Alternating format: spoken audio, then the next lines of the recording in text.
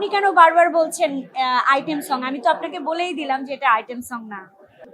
মহল্লাতে কাজ করেছি, এটা আসলে কোনো আইটেম সং বলবো না, এটা আসলে একজন আর্টিস্ট হিসেবে আমাকে প্রেজেন্ট করা হয়েছে চলচ্চিত্র নায়িকা হিসেবে, এবং সেখানে দেখানো হয়েছে যে একজন চলচ্চিত্র অভিনয় শিল্পী স্টেজ পারফরমেন্স করে। তো সে এরকমই একটা এলাকায় পারফরমেন্স করতে গেছে পুরান ঢাকায়। তো সেই জায়গা থেকে আসলে এই কনসেপ্টটা আসা।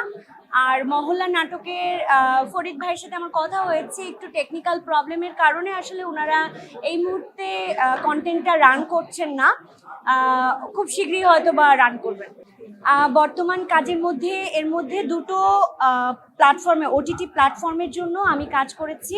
তার মধ্যে একটা তো আজকে প্রেস ব্রিফিং হচ্ছেই, ওয়াদা নামে আমি একটা কাজ করেছি বাংলা রিলসের জন্য, যেটা আমার কাছে মনে হয়েছে কনসেপ্টটা ডিফারেন্ট, এবং কাজটা গল্পটা আমার কাছে ভীষণ ভালো লেগেছে।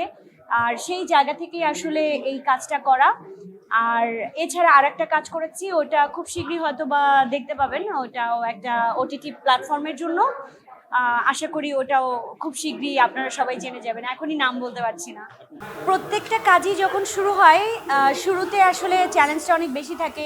যেমন এখানে যে কাজ করতে গিয়ে ফ্রেমিংটা খুব ইম্পর্টেন্ট ছিল, যেহেতু ফ্রেমটা অন্য রেগুলার ফরম্যাটে না। সো সেই জায়গা থেকে মানুষ যখন রিলস দেখে, রিলসে একটা লং ফরম্যাটে আসলে সবাই দেখতে পছন্দ করে, এবং সেই জায়গা থেকে আসলে এই কনসেপ্টটা আসে, এবং এই জায়গা থেকে কাজ করা, এবং খুব ন্যারো মানে খুব কনজাস্টেড আর কি ফ্রেম ছিল, তার ভিতরে সব কিছু করা এটা একটু ডিফিকাল্ট ছিল। কিন্তু আমাদের যিনি ডিরেক্টর ছিলেন রাজু ভাই, উনি সুন্দর করে আমাদেরকে বুঝিয়েছেন যে আসলে উনি কি চাইছেন, এবং সেই জিনিসটাই আসলে আমি ডেলিভার করার চেষ্টা করেছি। বাকিটুকু তো দর্শক অডিয়েন্স যখন দেখবেন তখন বলতে পারবেন।